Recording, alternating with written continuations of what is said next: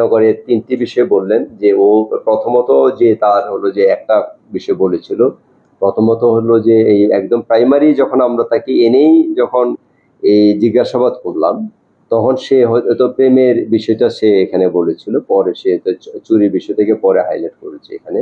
তো এখন ওই দুটো বিষয় তার আসতে পারে, যখন তাকে ধরে একজন হলো যে প্রাইমারি যখন মানে এই কেউ যদি কথা বলতে চায়, কথা বলে, সে শুরুতে হয়তো বা সে গুছিয়ে বলতে অথবা বুঝে উঠতে পারে না, একটু সময় দিলে তখন সে আস্তে আস্তে হয়তো মানে আসল ঘটনা বলে। আমরাও তাকে যখন বিভিন্ন অ্যাঙ্গেলে এই যে যখন সে জিজ্ঞাসাবাদ করলাম বিভিন্ন অ্যাঙ্গেলে, তখন হয়তো সে তার হলো যে মূল যেটা ঘটনা এটা হয়তো সে বললো, যেটা পরবর্তীতে সে 164-এ বলেছে।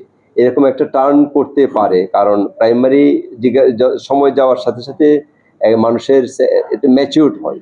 শুরুতে তাৎক্ষণিকভাবে হয়তো সে বুঝতে পারে না কি বলবে কি বলবে না, এরকম একটা হলো যে এই আন্ডারস্ট্যান্ডিং এর প্রবলেম থাকে, কিন্তু আস্তে আস্তে কিন্তু এই যে আন্ডারস্ট্যান্ডিংটা আসে, তখন হয়তো সে সঠিক কথা বলে। আবার এই যখন ম্যাজিস্ট্রেটের কাছে যখন জবানবন্দি দেওয়া হয়, তখন তো তাকে অনেকগুলি পার্সপেক্টিভে তাকে বলা, অনেকগুলি বিষয় থেকে বুঝিয়েও বলা হয় যে এই বিষয়গুলি, তখন সে তার আন্ডারস্ট্যান্ড আরো ম্যাচিউর হয়। আমরা তখন ধারণা করি যে সে তখন সঠিক কথাটা বলেছে। ওইটা ওই যে মোবাইল খুঁজে পাওয়া গেছে এবং আমরা কাজ অব্যাহত রেখেছি। আমরা দেখি এর মধ্যে যদি কোনো টার্ন আসে আমরাও আপনাদেরকে জানাবো, কিন্তু আমাদের এই যে টিম যারা তদন্তকারী কর্মকর্তা এবং মোবাইলের নিয়ে যে কার্যক্রম, একটি ওই যে যখন আমরা সিডিআর অ্যানালাইসিস করি অথবা ভিডিও ফুটেজ এগুলি অ্যানালাইসিস করি, সবসময় কখনো কানেকশনটা পেতে দেরি হয়। দেখা যাচ্ছে একটা সিডিআর এ ধরেন যে 50 জনের সাথে তার কথা, এরকম আমরা একটা রেকর্ড পেলাম, এগুলি তো আবার রিকানেক্ট করতে একজনের সাথে আরেকজন, কখনো আমরা দেখা যাচ্ছে যে খুব দ্রুতই হলো যে এক্সপেক্টেড যে পার্সন যার সাথে তার কানেকশন পেলে আমরা দ্রুত একটা সিদ্ধান্তে পৌঁছতে পারি। এটা অনেক সময় অনেক দ্রুত পাওয়া যায়, আবার বিলম্ব হয়, কিন্তু কাজ অব্যাহত আছে।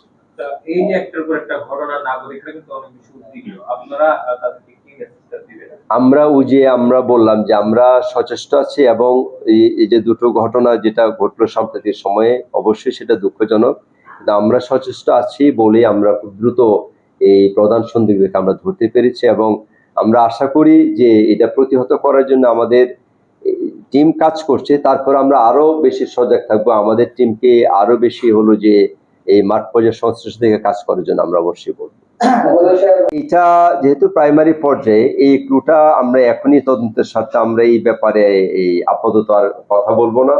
এটা যদি ম্যাচিউরড কোন ইনফরমেশন আমরা পাই, তখন আমরা আপনাদের সাথে কথা বলবো।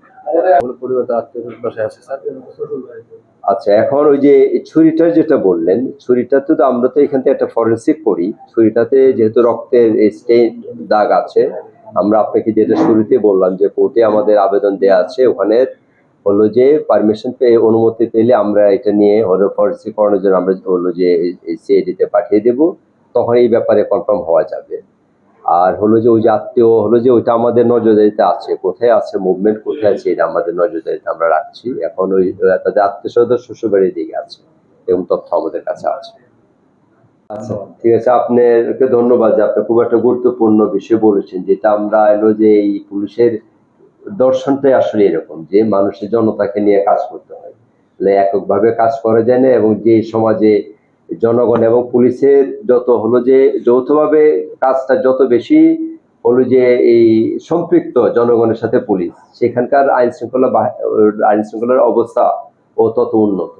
আমরা এটা হলো যে বিশ্বাস করি অবশ্যই, এবং কমিউনিটি পুলিশিং এর যে ফরমেশন বিভিন্ন জায়গায়, এটা প্রক্রিয়াধীন এবং এটা আমরা দ্রুত এই কাজে বিভিন্ন থানায় যে কমিউনিটি পুলিশিং এর এই কার্যক্রমটা আমরা দ্রুত শেষ করব, এবং হলো যে পরবর্তীতে কমিউনিটি পুলিশিং যে কনসেপ্ট আপনাদের সাথে বসা, আপনাদের সাথে শেয়ার করা, এই কাজটা আমরা হলো যে আরো বেগবান করবো, আমরা এই প্রত্যাশা রাখছি।